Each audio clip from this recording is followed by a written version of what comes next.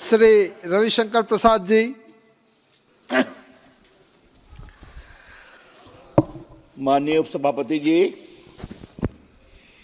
मैं यहाँ पर श्रद्धामना वित्त मंत्री जी ने जो वाइट पेपर प्रस्तुत किया है उस पर अपनी टिप्पणी करने के लिए खड़ा हुआ हूँ।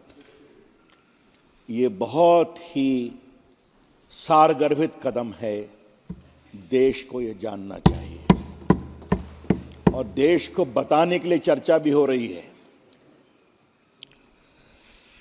बार बार मैं उधर से सुन रहा हूं कि हमें बदनाम करने के लिए ये झूठे आंकड़े लाए गए। भाई, आपको हम क्या करें?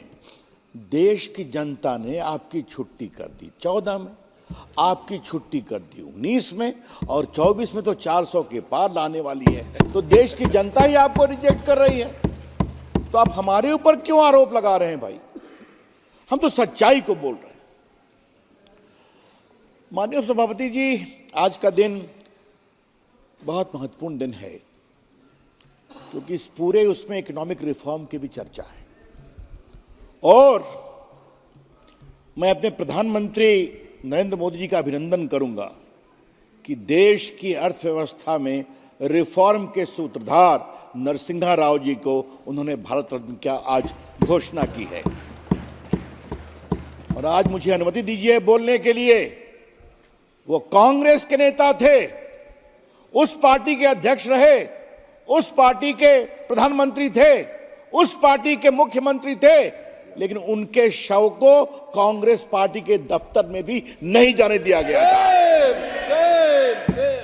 ये क्या है? और आज जब मैं उनको भारत रत्न मिला है अध्यक्ष जी, तो आपकी अनुमति से मैं एक बात और कहना चाहूंगा। सरदार पटेल मरे 1950 में, उनको भारत रत्न मिला 1991 में। याद करिए, जो व्यक्ति देश का रत्न था, देश को जोड़ने वाला था, उसको मिला भारत रत्न 1991 में। मौलाना आजाद मरे 1960 में, उनको मिला भारत रत्न 1992 में। कौन थे प्रधानमंत्री? नरसिम्हा राव। और अगर उस समय परिवार का प्रधानमंत्री आता तो यह काम भी अटल बिहारी वाजपेयी सरकार को ही करना पड़ता। यह भी आज सदन में कहना जरूरी है। अभिनंदन है हमारे प्रधानमंत्री का। चरण सिंह जी को भी मिला है, किसानों के नेता, प्रधानमंत्री, लड़ने वाले और महान वैज्ञानिक, कृषि वैज्ञानिक स्वामीनाथन जी। ये बात मैं इसलिए कह रहा हूं अध्यक्ष जी, उपसभापति जी, कि ये सब तो आपके समय के थे ना। लेकिन दिक्कत क्या है गोगोई बाबू, कि आपको तो भारत रत्न परिवार से आगे दिखाई पड़ता नहीं है। ये हमारे प्रधानमंत्री की सोच है कि जो हमारे पार्टी का नहीं भी होगा, देश के लिए काम किया है तो हम सम्मानित करेंगे। कर्पूरी ठाकुर जी को उन्होंने सम्मानित किया, गरीबों के लिए काम करने वाले उस महान बिहार के नेता को, चरण सिंह जी को, नरसिम्हा राव जी को, प्रणब मुखर्जी, बहुत सही कहा। उपसभापति, मैं सुन रहा था बार बार उधर से कि आप अभी क्यों ले आए हैं? ये चुनाव का एजेंडा लेकर के आए हैं। ये हमारे मित्र मनीष तिवारी जी ने भी कहा, कहाँ गायब हैं, देख नहीं पा रहा हूं। और हमारे गौरव गोगोई ने भी कहा। उपसभापति जी, मुझे इस सदन में बताना बहुत जरूरी समझता हूं कि हमें क्या विरासत मिली थी और हमने क्या करके दिखाया। हमें पहले ये करके दिखाना था। हम लाए हैं तूफान से कश्ती निकाल के। ये 10 साल में काम किया और जब हमारा 10 साल सुधरा तो कहा, देखो आज हम ला रहे हैं उनके 10 साल और हमारा 10 साल। इस पर क्या परेशानी है भाई आपको? उपसभापति जी, मेरा एक पर्सनल अनुभव है, मुझे आप अनुमति दीजिए बोलने के लिए कि 12 में मैं एक निजी काम से न्यूयॉर्क गया था, एक सेमिनार को एड्रेस करने के लिए। उस समय मैं उस सदन का विपक्ष का उपनेता था अपनी पार्टी का, स्वर्गीय अरुण जेटली नेता थे। तो मालूम हुआ मैं आया हुआ हूं तो बहुत बड़ी संख्या में भारत में पूंजी निवेश करने वालों ने कहा, हम रविशंकर जी से मिलना चाहते हैं। एक लॉ फर्म में हमारी मीटिंग कराई गई, 200-250 लोग आए, क्या हमारा पैसा सेफ है क्या? और सर उनके तरह हम नहीं है कि लंदन और अमेरिका में जाके भारत की आलोचना करते हैं। हम अटल बिहारी वाजपेयी के संस्कार के लोग हैं। विदेश जाओ तो देश की आलोचना कम करो। इतना भ्रष्टाचार, इतनी लूट हम क्या करें? Is our money safe? Should we withdraw our money? हमने समझाने की कोशिश की। उसके बाद एक व्यक्ति ने कहा, mister Prasad, we know your party, when your party is coming to power. हमने कहा, have patience, in 2014 we are coming. तो हमने कहा, इज इट सो? हमने कहा, यस। कहा, देन वी ट्रस्ट यू। ये कहानी वहां से शुरू होती है सर। ये जानना और समझना जरूरी है सर। सर ये 10 साल की कहानी क्या है? India has change from fragile 5 to powerful 5। ये है 10 साल की कहानी। मनीष जी बोल रहे थे, आपने किया क्या? मनीष बाबू, हमने यही किया कि आप जो 11वीं इकोनॉमी छोड़ करके गए थे, पॉलिसी पैरालिसिस, करप्शन, फ्रेजिलिटी, हम उसको दुनिया की 5वीं इकोनॉमी पर ले गए और 2 साल में 3री लेकर के आएंगे। ये हमने करके दिखाया। हमसे पूछ रहे हैं कि आपने काम क्या किया? मनीष बाबू, डिजिटल इंडिया का नाम सुना है आपने? आप आधार की बात तो कर गए। मैं उस विभाग का मंत्री भी रहा हूं। आधार का माननीय सभापति ने कोई वैधानिक आधार नहीं दिया था। कोर्ट में चैलेंज हो रहा था। हमारे प्रधानमंत्री ने कहा, पहले रवि कानून बनाओ, और हमने आधार का कानून बनाया और जनधन, आधार, मोबाइल को जोड़ा और लगभग 44 लाख करोड़ रुपया अकाउंट में भेजा और 3 लाख करोड़ बचाया। यह है डिजिटल इंडिया। कभी आपने सुना है कि भारत यूपीआई का पेमेंट में दुनिया में नंबर 1 पहुंच गया है? मनीष बाबू, मैं आपका नाम लेके सुना रहा हूं। घर पे आप टीवी देख रहे होंगे तो सुनिए काइंडली। मनीष बाबू, आपने कहा, आपने क्या किया? आपने कहा, राइट टू इंफॉर्मेशन आप ले आए। अपने भ्रष्टाचार का जवाब कभी राइट टू इंफॉर्मेशन मिलता था? सर ललन बाबू ने एक बात कही सर, हम लोग भी सदन में थे, उस सदन में हमने कहा, हो गया 1 हफ्ता बहुत हाउस में चिल्लाए, फिर एक नया खुल गया, फिर चिल्लाए तो फिर एक और नया खुल गया। हमने कहा, क्या बात है भाई, कहीं फुल स्टॉप नहीं है? हर हफ्ते एक स्कैम, हर हफ्ते एक स्कैम, और हंगामा होता था सर। तो अगर आप स्कैम करेंगे तो हम आपको नहीं छोड़ेंगे। और अगर विपक्ष में हमारा यह हाल था, अब तो हमारे प्रधानमंत्री ईमानदार हैं, वो कभी नहीं छोड़ेंगे, आप जितना चिल्लाइए। और सर ये दुखती रग क्यों दुखती है? आज गौरव बाबू ईडी पर इतने परेशान क्यों थे? क्या मामला है? किसी को नहीं छोड़ा जाएगा, साथ सुन लीजिए आप। किसी का केस विड्रॉ नहीं किया गया है। अगर किसी को फंसाया नहीं जाएगा तो किसी को छोड़ा भी नहीं जाएगा। लेकिन सर मुझे एक बात आश्चर्य लगती है, ये लोग बार बार ईडी सीबीआई को किए रहते हैं। सर मुझे ये बताइए, जो बंगाल में किसी के घर से 60 करोड़, किसी के घर से 70 करोड़ निकलता है, उनको बेल मिलता है क्या? वही भी जेल में है ना। अपने बंगाल के मित्रों से पूछता हूँ, वही कितना आशेन, तो बोलते हैं जेल में ही है। छत्तीसगढ़ वाले भी जेल में हैं सर, झारखंड वाले जेल में चले गए, दिल्ली वाले सर डिप्टी सीएम 1 साल से जेल में है, बेल नहीं मिला। वो हमारे एक सांसद मित्र हैं सर, बहुत कड़ी कड़ी बड़ी बड़ी बातें करते हैं, वो भी 6 महीने से जेल में हैं। तो जेल में क्यों है? कोर्ट देख रहा है ना, हाई कोर्ट भी गए, सुप्रीम कोर्ट भी गए, क्योंकि अगर आप भ्रष्टाचार करेंगे तो आप फंसेंगे। कृपया करके ईडी को आप इस तरह से शाप देना बंद करिए, मैं इतना ही कहना चाहता हूं। सर मैं आपको क्यों ये कह रहा हूं, इस रिपोर्ट में सर, जो व्हाइट पेपर है सर, ये भारत की अर्थव्यवस्था की क्यों हुई सर, ये भारत का विश्वास क्यों डोला, मैं इस पर थोड़ा आना चाहता हूं। और सर चर्चा बहुत हुई, माननीय हमारे गोड्डा के सम्मानीय सांसद जी ने की, निशिकांत जी ने की, ललन बाबू ने की, बाकी लोगों ने की।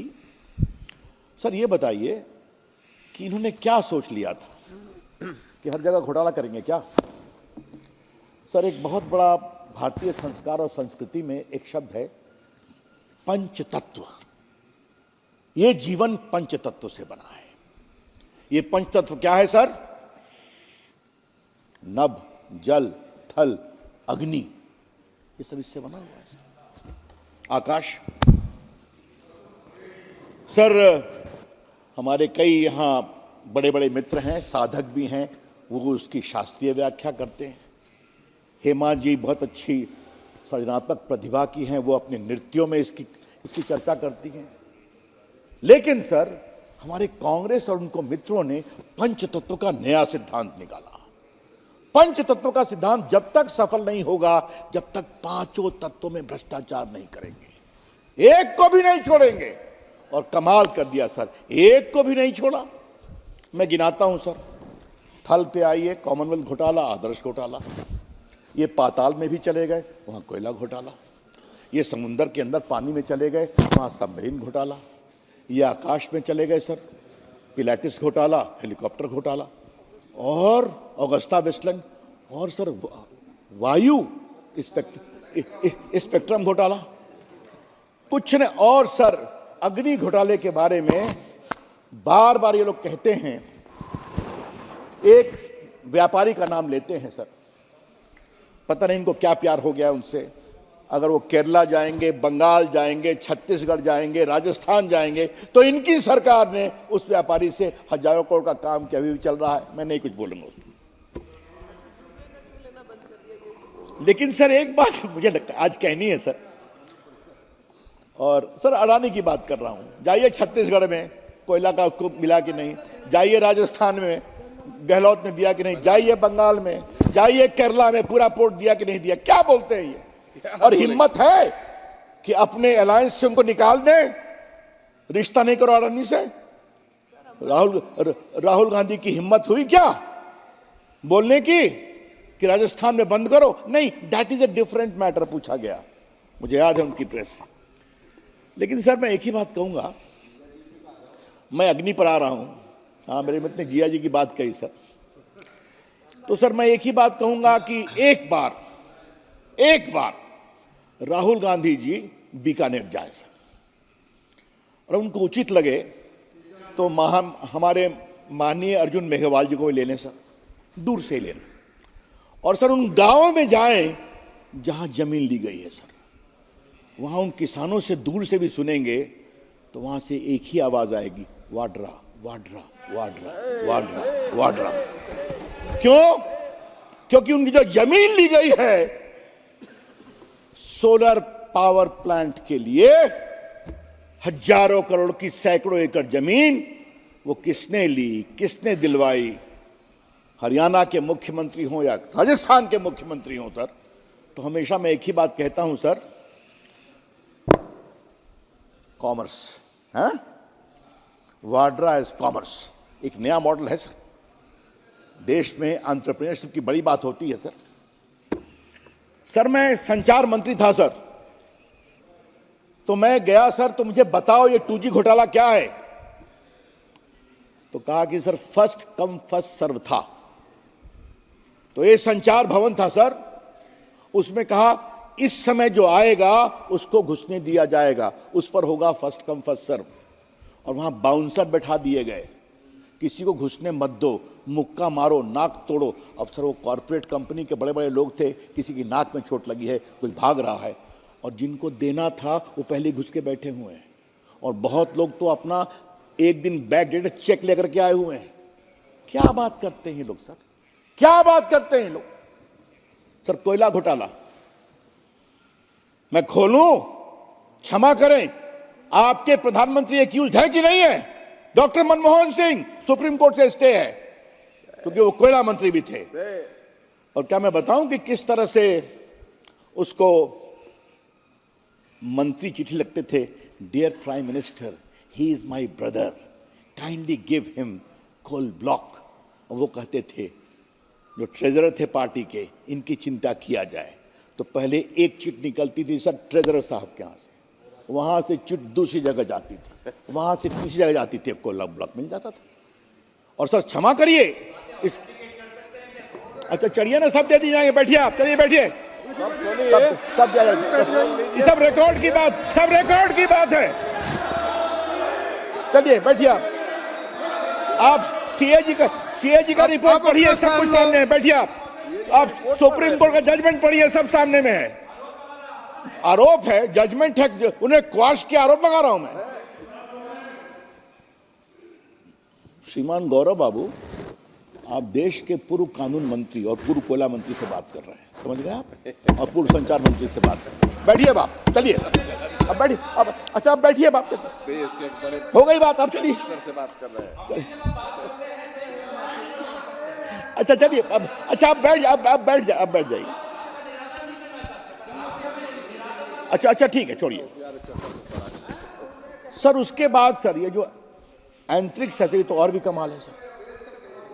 एस बैंड सबसे कॉस्टली बैंड है सर, 2G का बैंड, बाकी एस बैंड सबसे कॉस्टली बैंड है सर। उसका सेटिंग करके उन्होंने ले लिया सर। और सर उसकी चर्चा हमारे निशिकांत जी ने की है सर। सर मैंने उसको एग्जामिन किया है सर। जब ये मामला उठा सर, हम लोगों ने उठाया था उस हाउस में, बड़ा विषय बना था, तो डर गई सरकार, तो उसने कमेटी बनाई और कमेटी ने क्या कहा, इसकी जांच करेंगे। और सर इसको कैंसिल किया सर, लेकिन ये नहीं कहा कि बिना ऑक्शन के दिया गया है, ये कहा सिक्योरिटी कारण से इसको हम कैंसिल करते हैं, समझे। जब ये गया आर्बिट्रेशन में, तो वहां उन्होंने कहा what is the security concern, show us the file, उसमें कुछ नहीं लिखा हुआ था सर। उस कारण भारत के ऊपर पेनाल्टी लगाई गई। तो आज मैं कहूंगा सर, आर्बिट्रेशन चल रहा था और मुझे प्रधानमंत्री का कृतज्ञ होना पड़ेगा। उन्होंने कहा कानून बदलो आर्बिट्रेशन एक्ट में और लिखो कि if a particular award is vitiated by corruption and fraud that is non est. और बाद में सुप्रीम कोर्ट ने उसको सेटिस्फाइड किया। कितनी कहानी सुनाऊं इनकी सर, कितनी कहानी सुनाऊं। इससे देश का विश्वास डोला कि इस देश में पूंजी निवेश करना अब उचित नहीं है। और आज सर मैं 3-4 मैं आंकड़े नहीं दूंगा सर, आंकड़े बहुत आए हैं। आज भारत में हाईएस्ट पूंजी निवेश हुआ है कि नहीं, आज भारत में हाईएस्ट फॉरेन रिजर्व आया है कि नहीं, आज आईएमएफ, दुनिया की बड़ी बड़ी कंपनियां ये कह रहे हैं कि नहीं, India is a bright spot in the economy of the world. और सर ये मैं बताना इसलिए जरूरी समझता हूं, अटल बिहारी वाजपेयी की निशिकांत जी ने विस्तार से बताया, अटल जी की सरकार ने एक रोबस्ट इकोनॉमी दी थी। इन्होंने उसको पहले उसको 2-3 साल एंजॉय किया और बाद में डुबाया। फोन बैंकिंग, करप्शन, स्कैम, नीचे आ गई इकोनॉमी। और सर हमारे प्रधानमंत्री का नेतृत्व देखिए, मैनेजमेंट देखिए। हम सभी जानते हैं कोरोना में देश में कितना तूफान आया था, कितनी परेशानी आई थी, पूरा देश लॉकआउट था। हमने फ्री लोगों को दिया आपके vaccine, made in India vaccine. और क्या किया, भारत की अर्थव्यवस्था को सुधारा, आज फिर आगे बढ़ गए। क्या सुधारा, आज 25 करोड़ लोग गरीबी रेखा से बाहर आ गए, ये करके दिखाया हमने। तो सर क्या ये सच्चाई सामने नहीं आनी चाहिए क्या? इतनी सड़कें बन रही हैं, इतना हाईवे बन रहा है, इतना गरीबों के लिए मकान बन रहा है। आज भारत डिजिटल इलेक्ट्रॉनिक क्षेत्र में कहां से कहां पहुंच गया। आज सर भारत दुनिया का 2nd बिगेस्ट मोबाइल मैन्युफैक्चरर है कि नहीं। आज एप्पल कंपनियां चाइना से उठ के हिंदुस्तान आ गई हैं कि नहीं आई हैं, वहां लोगों को नौकरी मिली है कि नहीं मिली है। आज बाकी कंडक्टर हो, बाकी इलेक्ट्रॉनिक का क्षेत्र हो। सर ये बार बार आजकल महंगाई की बात बहुत बोलते हैं, तो एक रिकॉर्ड मुझे दिखाने की इच्छा है सर, कृपया करके मुझे आप अनुमति दें।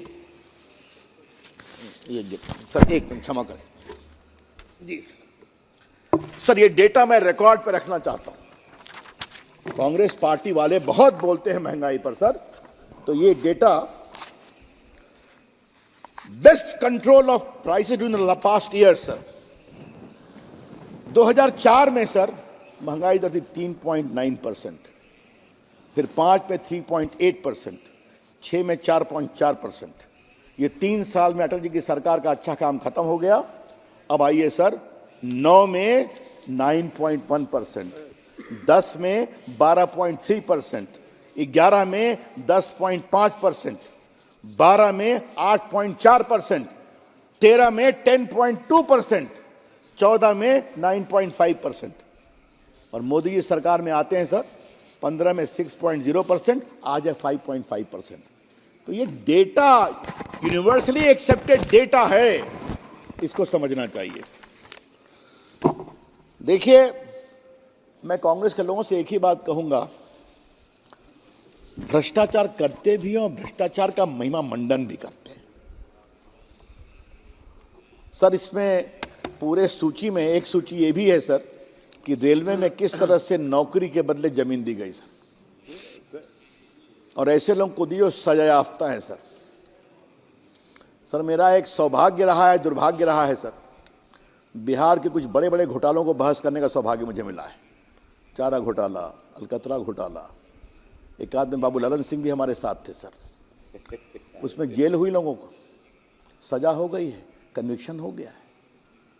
हमने कहा भाई एक बार कन्विक्शन हो गया तो दूसरा तो नहीं होना चाहिए था ना, अभी भी हुआ चला जा रहा है, बड़े चले जा रहे हैं।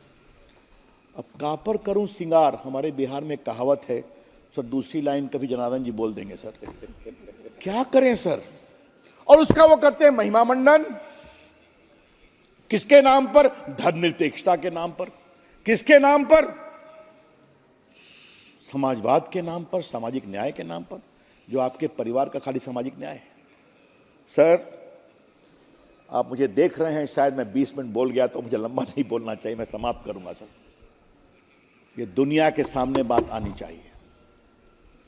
और ये जो व्हाइट पेपर है सर, हमें भी संसद के सदस्य हुए कुछ समय हो गया, आपका भी बहुत लंबा समय है सर। व्हाइट पेपर हाउस में कम आता है।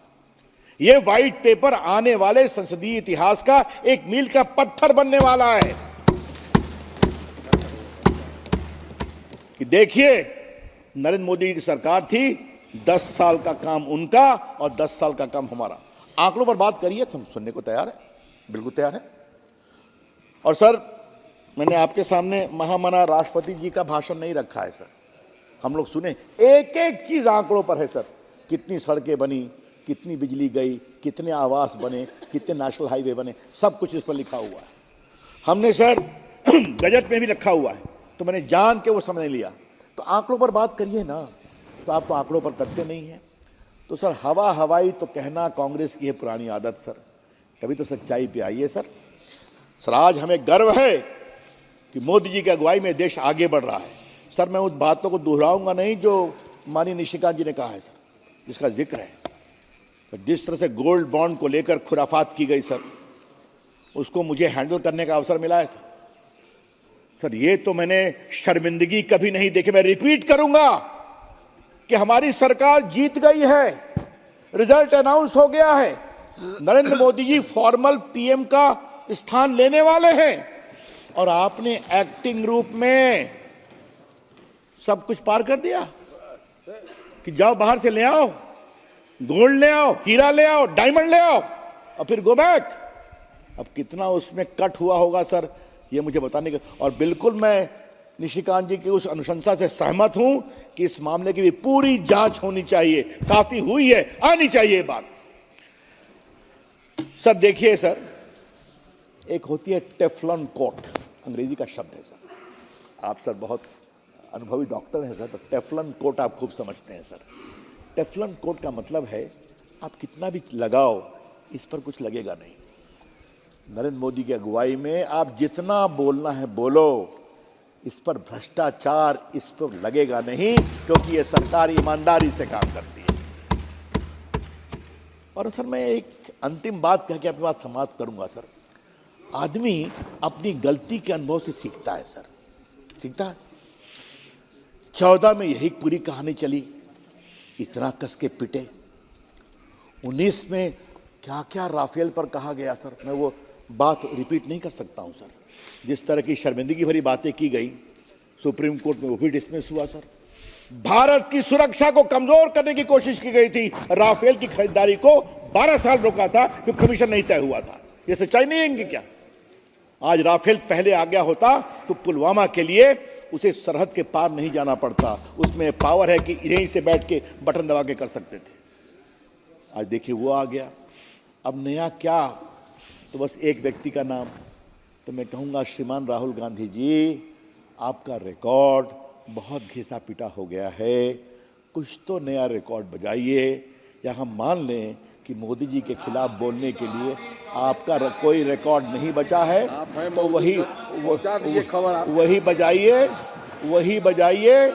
वही बजाइए।